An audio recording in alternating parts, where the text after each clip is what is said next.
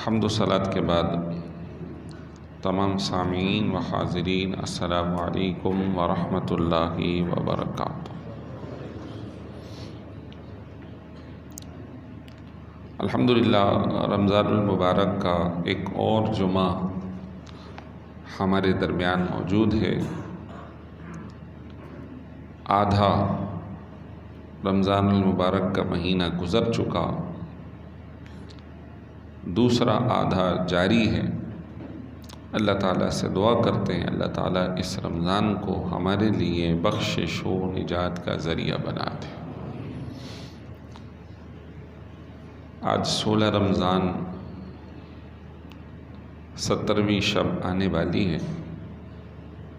17 رمضان المبارک تاریخ اسلام کا ایک اہم ترین دن، اسلام کے غلبے کا دن، اسلام کے پھیلنے اور اس کے خلاف سازشوں کے بند ہونے کا دن۔ ابتدائے اسلام مسلمانوں کو تکلیف اور اذیت دینا عام تھا۔ 13 سال کی زندگی یوں ہی گزری، صرف نماز، روزہ، دیگر معاملات، تبلیغی سلسلہ، خاموشی سے وقت گزرتا گیا۔ بالآخر مجبور ہو کر مسلمان مکے سے نکل کے مدینہ شریف چلے گئے، جس کو ہجرت مدینہ کہا جاتا ہے۔ دوسرا سال گزرا تھا کہ اذن للذین یقاتلون بانہم ظلموا۔ سورہ حج میں اللہ نے اجازت عطا فرمائی کہ اب اجازت دے دی گئی ہے ان لوگوں کو کہ جن پر ظلم و زیادتی کی گئی ہے کہ وہ جہاد کریں۔ جہاد اسلام کا ایک اہم ستون ہے۔ فرمایا کہ جہاد اسلام کا کوہان ہے۔ ایک اونٹ سے مشابہت دی جا رہی ہے۔ اونٹ ایک بلند جانور، اس کی اور بلندی کوہان پر ہے کہ اسلام کی اگر اونچائی اور شان ہے وہ جہاد فی سبیل اللہ میں ہے۔ جب تک مسلمان جہاد میں شامل نہیں ہوئے، اجازت عامہ نہیں ملی، اس وقت تک لوگ انہیں دباتے تھے۔ پھر جب اجازت ملی تو پہلا ہی موقع جو ہے وہ 17 رمضان المبارک یعنی کل والا دن بنے گا۔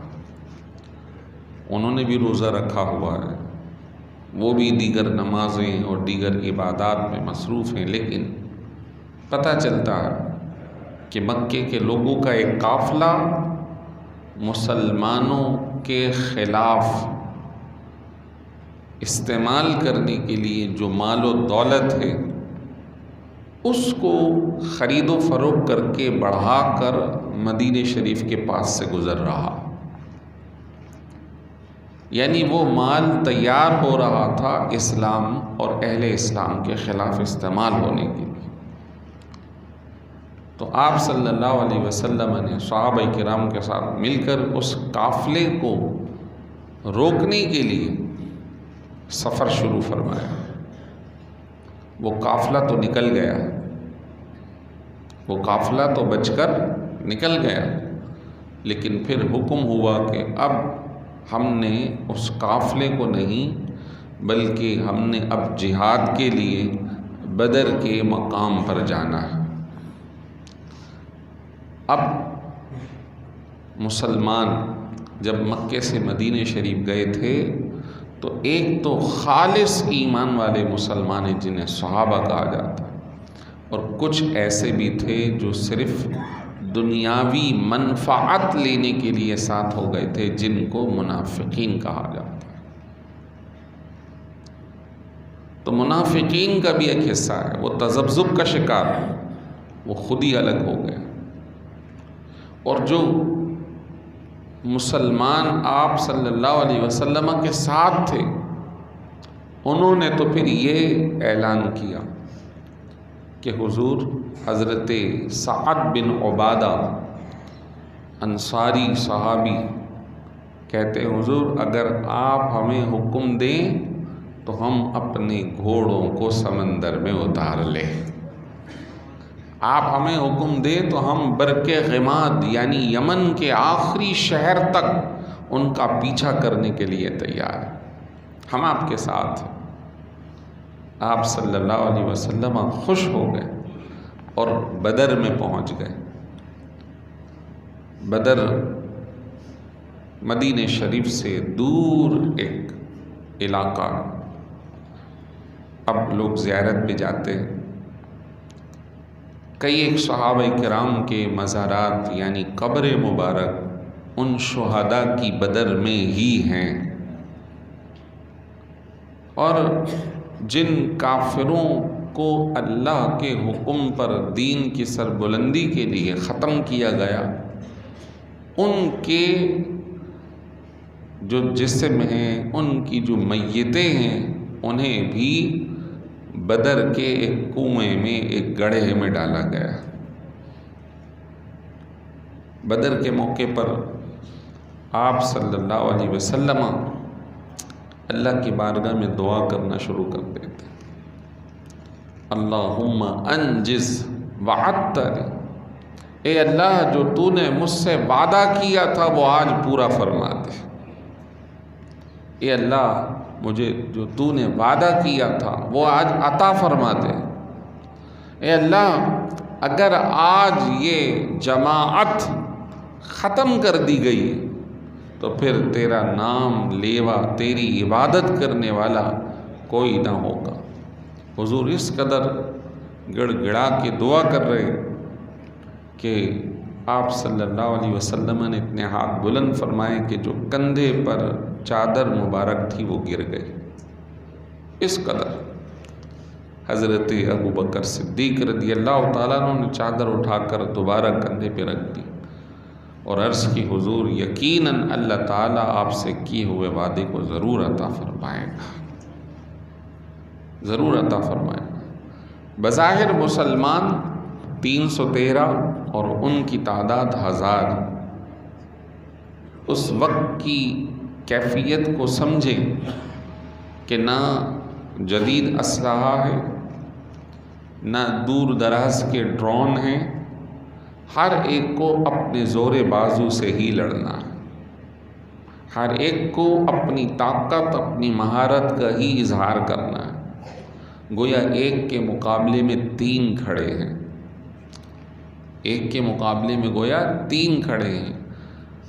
اس کے باوجود اللہ تبارک و تعالیٰ نے مسلمانوں کو ان کے صبر، ان کے تحمل، تقوی اور اللہ پر بھروسے کی وجہ سے اپنے سے 3 گنا زیادہ دشمنوں پر کامیابی عطا فرمائی۔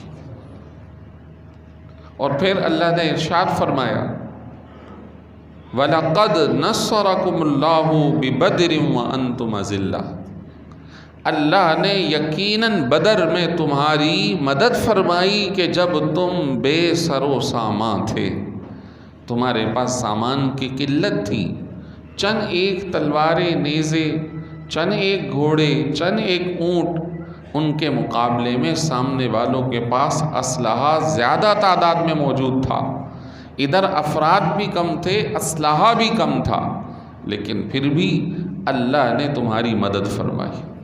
فاتقوا اللہ، اللہ سے ڈرو، لعلکم تشکرون، تاکہ تم اللہ کا شکر ادا کر سکو اس مدد پر۔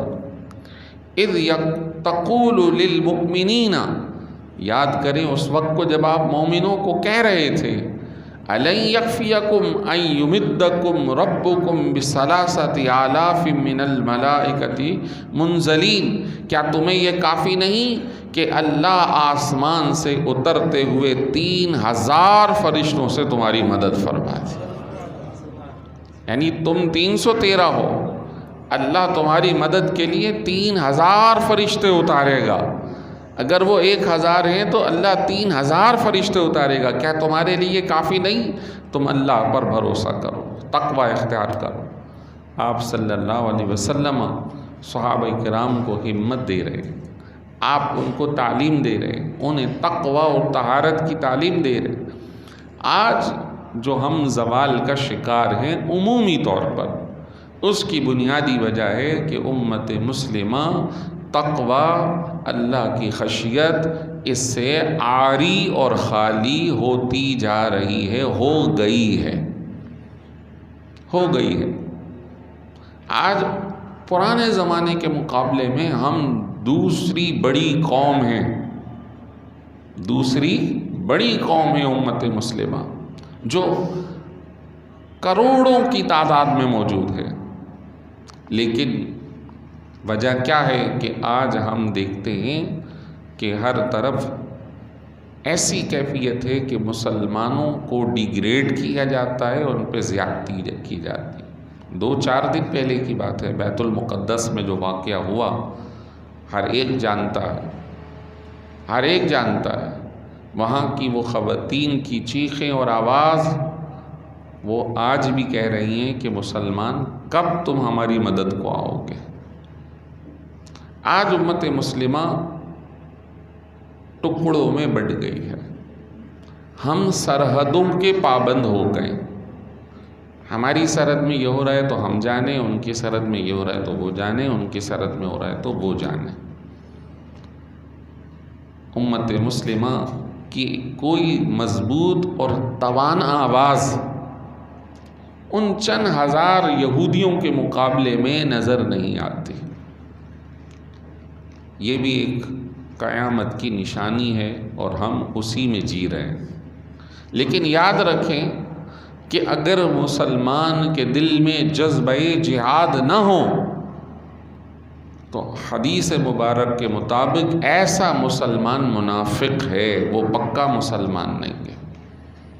ہر مسلمان کے دل میں جذبہ جہاد ہونا چاہیے کہ میں اللہ کی راہ میں اپنی جان قربان کرنے کو بھی تیار ہوں. جب موقع لگے گا، جب اس کے لیے ہم تیار ہیں.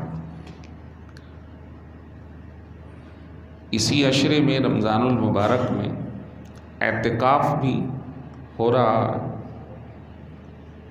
اعتکاف یعنی کہ تنہائی اختیار کرنا. پرانے زمانے کے اندر سورہ حدید میں بنی اسرائیل کا ہی تذکرہ کیا گیا ہے. وَرَهْبَانِيَّةً نِبْتَدَعُوهَا مَا كَتَبْنَاهَا عَلَيْهِمْ إِلَّا ابْتِغَاءَ رِضْوَانِ اللَّهِ فَمَا رَعَوْهَا حَقَّ رِعَایَتِهَا. رہبانیت اس کو انہوں نے خود اختیار کیا تھا، ہم نے ان پہ فرض نہیں کیا تھا، لیکن انہوں نے اس کا حق ادا نہیں کیا. رہبانیت تفسیر میں آتا ہے کہ بنی اسرائیل کے اندر 70 سے زائد فرقے بنے. ان میں سے 3 جماعتوں کے لیے حکم ہوا کہ ان کی بخشش ہوگی، باقی سب کی پکڑ ہوگی. ایک وہ کہ جنہوں نے اپنے نبی کے ساتھ جہاد کیا. نمبر 2 وہ کہ جو جہاد نہ کر سکے تو انہوں نے ایک دوسرے کو نیکی کا حکم اور برائی سے روکا. اور تیسرے وہ کہ جو یہ بھی نہ کر سکے تو کم از کم اپنے نفس سے دوسروں کو بچانے کے لیے تنہائی میں عبادت کو جاری رکھا. رہبانیت جب شروع ہوئی تو وہ عبادت کی کیفیت تھی، لیکن ایک وقت آیا لوگوں نے رہبانیت کو یہ سمجھا کہ یہ تو مشقت اٹھانے کا نام ہے، تو کسی نے اپنے ہاتھوں، پاؤں اور گردنوں میں زنجیریں ڈال لی. کسی نے اپنے آپ کی مردانگی کو ختم کر دیا کہ یہ گناہوں کا سب سے بڑا سبب ہے. کسی نے اپنے آپ کو مختلف اذیتوں میں رکھا، سو ہی نہیں رہے، ہر وقت جاگنے کی کیفیت. آج بھی بعض مذاہب کے اندر یہ کیفیت ہے جیسے کہ ہندو مذہب میں سادھو وہ کبھی بنا کپڑوں کے، کبھی بغیر کچھ کھائے پیے ہیں، کبھی کچھ ہیں کبھی کچھ ہیں، اور یہ چاہتے ہیں کہ ہم اپنے معبود کے قریب ہو جائیں۔ جب اسلام آیا، مسلمانوں کو معلوم تھا کہ اہل کتاب اللہ کی عبادت اور اللہ کے قرب حاصل کرنے کے لیے رہبانیت کر رہے ہیں، تو آپ صلی اللہ علیہ وسلم نے ارشاد فرمایا لا رہبانیت فی الاسلام، اسلام میں رہبانیت کا تصور نہیں ہے کہ آپ تنہائی اختیار کرو اور اس قدر تکلیف اور مشقت میں چلے جاؤ۔ فرمایا اسلام کی رہبانیت ہے اللہ کی راہ میں جہاد کرنا۔ اسلام کی رہبانیت اللہ کی راہ میں جہاد کرنا ہے۔ کیوں؟ رہبانیت کا مطلب تقرب الی اللہ، اللہ کے قریب ہونے کے لیے کوئی عمل کرنا۔ کہا جہاد سب سے بڑا وہ عمل ہے جس میں انسان وہ عمل کرتا ہے کہ اپنی جان کو پیش کر کے اللہ کے بالکل قریب پہنچ جاتا ہے، یعنی اللہ کی رحمت کے کس قدر قریب کہ اگر وہ جہاد فی سبیل اللہ میں اپنی جان قربان کرتا ہے تو حدیث مبارک کے مطابق اس کا خون کا قطرہ زمین پہ گرتا نہیں، اللہ اس سے پہلے اسے جنت میں اس کا مقام دکھا دیتا ہے۔ قرآن نے کہا وَلَا تَقُولُوا لِمَنْ يُقْتَلُ فِي سَبِيلِ اللَّهِ أَمْوَاتٌ بَلْ أَحْيَاءٌ وَلَكِنْ لَا تَشْعُرُونَ، انہیں تم مردہ نہ کہو کہ جو اللہ کی راہ میں چلے گئے، بلکہ تمہیں ان کی زندگی کا شعور نہیں ہے، احساس نہیں۔ جذبہ جہاد ترک ہونے کی وجہ سے آج امت مسلمہ اس طرح کے مسائل کا شکار ہے۔ یہاں اب ایک علمی بھی بات ہے کہ جیسے اسرائیل ہے، اس ملک سے کئی ایک ممالک کے سفارتی تعلقات نہیں ہیں، ہمارے بھی نہیں ہیں۔ وجہ کہ یہ مسلمانوں کے شدید مخالف لوگ ہیں۔ جس ملت سے، جس قوم سے سفارتی تعلقات ہو جائیں تو ان سے لڑائی جنگ بندی کرنے کا حکم ہے، یعنی لڑائی بند کرنے، جنگ بند کرنے کا حکم ہے کہ زبانی کلامی گفتگو ہو۔ آپ صلی اللہ علیہ وسلم نے 6 ہجری کے اندر ایک معاہدہ کیا جس کا نام تھا معاہدہ حدیبیہ، اس کو صلح حدیبیہ بھی کہتے ہیں۔ آپ صلی اللہ علیہ وسلم مدینہ شریف سے نکل کر عمرے کے لیے تشریف لا رہے تھے۔ حدیبیہ کے مقام پر مکے کے لوگوں نے روک دیا تھا کہ آپ یہاں نہیں آ سکتے۔ کیوں؟ بس نہیں آ سکتے۔ تو ایک معاہدہ ہوا کہ ٹھیک ہے اس سال ہم چلے جائیں گے، اگلے سال آئیں گے، اور ہمارے درمیان جنگ بندی رہے گی، کوئی بندہ کسی کو نہیں مارے گا، نہ ادھر کا ادھر نہ ادھر کا ادھر۔ بات ختم ہو گئی، صلح ہو گئی، معاہدہ طے ہو گیا۔ لیکن 1-1.5 سال ہی گزرا تھا کہ لوگوں نے خود معاہدہ توڑ دیا۔ کیسے توڑا؟ معاہدہ صلح حدیبیہ کا 10 سال کے لیے ہوا تھا کہ یہ جنگ بندی ہوگی۔ مسلمانوں کا ایک قبیلہ جو مکے کے قریب رہتا تھا، بنو خزاعہ، وہ لوگ اپنے قبیلے میں رہ رہے، معاہدہ ہو گیا، وہ نماز پڑھ رہے ہیں، تو مکے کے کچھ مشرکین نے نماز کے دوران ان پر جا کر حملہ کر دیا، مسلمان شہید ہو گئے۔ جب یہ واقعہ ہوا تو وہ قبیلے کے لوگ مدینہ شریف پہنچ گئے کہ ہمارے لوگوں کو معاہدے کے باوجود قتل کر دیا گیا، شہید کر دیا گیا۔ آپ صلی اللہ علیہ وسلم نے جب یہ سنا تو معاہدہ 10 سال کا تھا، سفارتی تعلقات 10 سال کے تھے، لیکن جب انہوں نے معاہدہ توڑ دیا تو آپ علیہ الصلوۃ والسلام نے بھی فرمایا آج ہماری طرف سے بھی ان کے لیے برات ہے، ہمارا معاہدہ بھی ختم ہے۔ اور اب ان سے کوئی دوسری بات نہیں ہوگی سوائے اس کے کہ ان سے جنگ ہوگی بس۔ چنانچہ اس قدر سخت حکم آیا کہ آج ہم سب سنتے تو ہیں، تراویحوں میں سنا آپ نے، پڑھتے بھی ہیں قرآن سورہ توبہ، بسم اللہ نہیں پڑھتے شروع میں۔ کیوں نہیں پڑھتے؟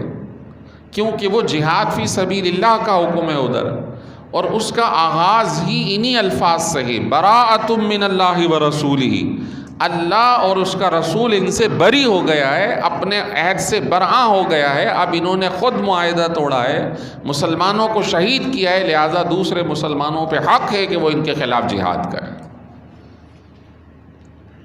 بسم اللہ الرحمن الرحیم کا تقاضا ہے کہ رحم ہو، اور جہاد کا تقاضا ہے کہ رحم نہ ہو، بلکہ اعلاء کلمت الحق، اللہ کے دین کی سربلندی کے لیے پھر جنگ ہو۔ سامعین محترم، یہ جو جذبہ اگر مسلمان کا برقرار رہے تو کوئی دوسری بات نہیں، اسلام یقیناً سربلند ہے، سربلند رہے گا۔ لیکن جو کیفیت ہے وہ یہ ہے کہ ہم سب دین سے کافی حد تک، دینی معلومات سے کافی حد تک، جو ذمہ داران ہیں وہ کافی حد تک پیچھے ہٹ گئے۔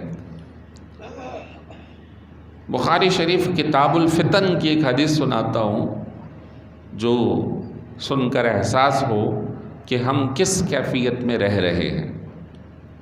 کتاب الفتن کے اندر یعنی فتنوں کا زمانہ، آپ علیہ الصلوۃ والسلام ان کی نشاندہی فرما رہے ہیں۔ فرمایا کہ صحابہ کرام کو کہ ایک زمانہ ایسا آئے گا، ایک زمانہ ایسا آئے گا کہ لوگ تمہاری کثرت کے باوجود تم پر غالب ہوں گے،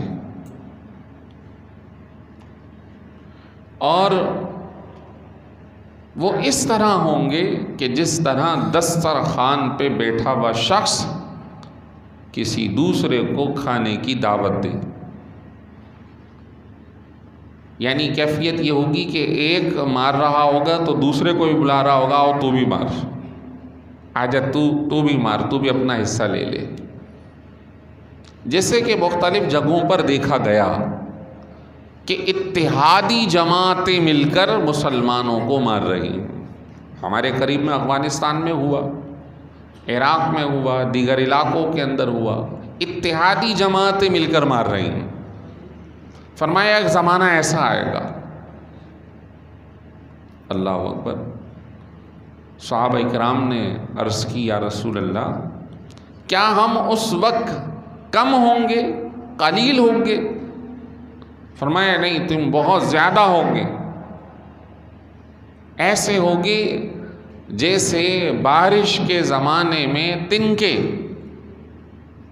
کچے کے علاقے میں چلے جائیں کہ جب بارش کا پانی بہتا ہے تو وہ بہت سارے ادھر ادھر سے جھاڑ پھوس تنکے جمع کر کے اپنے ساتھ لے کر چلتا ہے۔ تو اس پانی پر جو جھاڑ اور تنکے بہہ رہے ہوتے ہیں وہ کثیر تعداد میں ہوتے ہیں، لیکن اشارتاً یہ بتایا گیا کہ تم ہوگے تو بہت زیادہ، لیکن تم آپس میں جمعیت میں نہ ہونے کی وجہ سے تم پانی کے بہاؤ پہ ٹھہر نہیں سکو گے، تمہاری طاقت نہیں ہوگی۔ تمہیں لوگ ایسے کھا رہے ہوں گے جیسے دسترخوان پہ لوگ کھانا کھاتے ہیں اور دوسروں کو بھی بلاتے ہیں۔ عرض کی حضور ہم اس کثرت سے ہوں گے تو اس کے باوجود ہم کیوں نہیں ان کے مد مقابل کھڑے ہو سکتے؟ فرمایا تم بزدل ہو جاؤ گے۔ حضور بزدل ہو جاؤ گے کیا مطلب؟ صحابہ کرام بزدلی کو نہیں جانتے تھے، وہ تو ایک کے مقابلے میں 10 اور ایک کے مقابلے میں 3 کی کیفیت پہ لڑے ہیں۔ عرض کی بزدلی کیا ہے؟ ارشاد فرمایا تمہارے دل میں دنیا آ جائے گی۔ اب ہمارے پیش نظر دنیا ہے، ہر صبح و شام اسلام کی سربلندی کی کوئی بات کہیں نہیں ہو رہی۔ ہم انفرادی سطح پر بھی، اجتماعی سطح پر بھی، ملکی سطح پر بھی صرف دنیاوی بہتری کی بات کرتے ہیں، بھائی یہ ہو جائے گا تو یہ ہوگا ورنہ یہ ہو جائے گا، یہ کرو ورنہ یہ ہو جائے گا، یہ کرو ورنہ یہ ہو جائے گا۔ آخرت کی نیت، اسلام کی سربلندی کی نیت، اسلام کے اشاعت کا کام ریاستی سطح پر، اجتماعی سطح پر، انفرادی سطح پر کیا ہے؟ کیا ہے؟ تو پھر نتیجہ یہ ہے کہ جو جہاں دوسرا چاہتا ہے وہ زور لگا دیتا ہے۔ آج وہ بیٹیاں، وہ بہن اسی طرح کشمیر، دیگر علاقوں کے اندر آوازیں لگا رہی ہیں کہ حی علی الجہاد، آؤ جہاد کے لیے، یہ ہم پر ظلم و زیادتی کر رہے ہیں۔